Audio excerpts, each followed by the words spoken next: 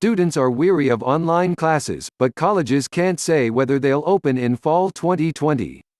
College students threaten to revolt if universities put another semester of classes online to avoid spreading the coronavirus, but that's increasingly what campus leaders are considering doing. For Ryan Sessoms, a marketing student at the University of North Florida, the transition to online classes has been rocky. The thought of paying the same amount of tuition for another semester of lackluster classes is a non-starter. It's harder to find the motivation to complete his assignments, he said, when not surrounded by his peers. Fall is my last semester as well, said Sessoms, 24. All my hard work I have put in, I'd prefer to walk across the stage and wrap up some last-minute connections on campus as well. If it's going to be online at the same tuition price, then I'll just wait for the spring semester. Grace Marquis, 20, a student at the University of Pittsburgh, told USA Today she was joking when she tweeted about skipping the fall semester after the college's chancellor raised the possibility of putting fall classes online. Still, she said, another semester of online learning would be heartbreaking for her. The college experience, she said, had been fantastic, thanks to her friends, professors, sports and extracurricular activities on campus. Going online stripped that away, she said, and her days are now defined by her individual effort.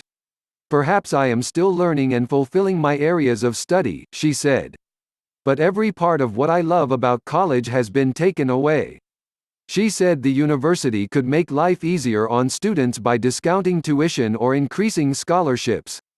The problem, many colleges are in financial crisis. They need students, with their tuition and housing payments, as much as students need them. How virus affects higher education. Coronavirus could change where students go to college, if they go at all.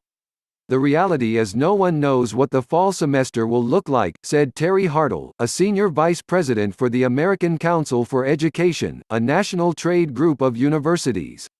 The coronavirus will determine when colleges and universities can reopen, he said. All colleges and universities want to open normally, but no college knows if it can. That's bad news for universities. As the economic impact of the coronavirus continues mostly unabated, many have canceled their summer classes and other activities, such as alumni gatherings or camps that generate revenue. They're scrambling to make up for lost money. The University of Cincinnati ended its men's soccer program, and St. Edward's University in Austin, Texas, announced last week it was cutting men's and women's golf and tennis, along with men's soccer. Friday, the University of Arizona announced it would furlough employees and may lay some off. The chancellor of the Vermont State Colleges system recommended the closure of 3 campuses. The financial trouble started when colleges started issuing refunds for housing costs after sending students home and buying licenses and equipment to put courses online. Some students demand refunds for tuition. If social distancing requires colleges to keep students at home for another semester, the fallout could remake America's higher education system, upending everything from students' degree attainment to the economies of college towns. What does fall hold? No one can know. News of universities suggesting another online semester spread rapidly and, at times, incorrectly. Boston University was one of the first institutions to announce that in the unlikely event its students couldn't return to campus, in-person instruction would resume in 2021. Many interpreted that as a declaration that the fall semester would not happen. The university added a note to clarify its statement. Universities around the country are having the same conversation, including Harvard, the University of Arizona, the University of South Carolina, the University of Pittsburgh and the University of California, San Diego, to name a few. The truth is few colleges have definitive plans. In a survey of college officials, a little more than half of 210 respondents said their colleges are talking about the possibility of putting the fall semester entirely online, according to the American Association of Collegiate Registrars and Admissions Officers. A slimmer 5% of colleges have committed to online classes for the fall semester. The fall semester may seem far out, but for higher education, it's basically here, said Wendy Kilgore, director of research at the association. In many cases, the fall class schedule has been built, and universities are opening class registration. They have to have the plans in place for course delivery, she said. That's why these deliberations are happening right now. Another debate, college students want to change how they're graded as coronavirus pandemic disrupts everything. Even if colleges don't go completely online, they could choose a solution that embraces more online learning. In the survey, 2/3 of colleges considered offering more online courses compared with the previous fall semester, and 57% talked about reducing the number of in-person courses for the same time frame. A handful of colleges considered delaying the start of the fall semester or shortening it. Utah State University's president told students and employees classes might be smaller, and she expects people will come back on campus but not in large, free-moving ways that we used to have, according to the Herald Journal. Changes are already in place at Beloit College in Wisconsin. The semester will start later than normal, and students will not take a traditional 4-course semester, said Eric Boynton, provost and dean of the college. Instead, the semester will be split in half. Students will take 2 more intensive courses in the first 7 weeks and 2 more after that. The goal, Boynton said, is to minimize disruption should the college need to pivot to online learning again suddenly. The threat of the virus might make in-person classes impossible for the first set of courses that start in September, but by late October, the start of the second session, the safety concerns might have abated. If the college has to pivot to online learning, only 2 of a student's classes would be affected at any given time, rather than 4. What we wanted was some kind of decisive step, Boynton said. What we wanted was some kind of ability to call something certain in the midst of this uncertainty. The altered semester is just one part of Beloit's plan.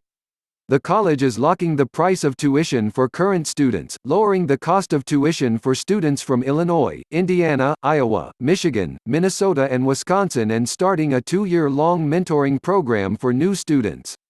Not all colleges will be able to follow Beloit's model. It's a smaller institution that can move more quickly than larger institutions. Small colleges were already on the brink. Coronavirus threatens the existence of many. Even with hybrid solutions, some colleges may have to fight to survive, said Hartle, the vice president with the American Council for Education. The most at risk, those that were struggling financially before the disruptions of the coronavirus. Some private liberal arts colleges and regional universities that had declining enrollment and budget shortfalls may experience especially steep challenges. In some parts of the country, the population of traditional college-age students is declining. Higher education has received some help from the federal government. As part of the CARES Act stimulus, colleges received $14 billion. Roughly $6.3 billion must go to students, but Hartle said he hopes Congress will consider providing more aid to higher education. After all, he said, the field employs 4 million people. Another wild card, during a recession, colleges often see an increase in enrollment. In the fall of 2009, college enrollment climbed by 1 million students, Hartle said. It's unclear if that would be the case if colleges can't operate as they normally have. Will families be nervous about students attending universities far from home? Or will some students take a gap year while waiting for the threat of the virus to wither? There's simply no precedent for this, Hartle said. Some students try to find a bright side to online classes. Hannah Druss, 19, at Binghamton University said she is eating healthier and sleeping more. It's nice, she said, being able to complete her coursework while staying indoors. Reaching professors can be challenging, as is coordinating group work, given that everyone is juggling different life circumstances. What gives her the most anxiety is the lack of clarity for what the fall semester will bring. Online or in person, she just wants answers. I would rather be told sooner rather than later, she said. I would prefer it to be in person, but only if it's safe to do so, which is highly unlikely. I'm heartbroken entirely. Coronavirus threatens high school seniors' graduation dreams. Contributing, Ethan Biculi of the Burlington Free Press in Vermont, Steve Berkowitz of USA Today, Rachel Leinging of the Arizona Republic, Dave Clark of the Cincinnati Enquirer and Kirk Balls of the Austin American-Statesman. Education coverage at USA Today is made possible in part by a grant from the Bill and Melinda Gates Foundation. The Gates Foundation does not provide editorial input.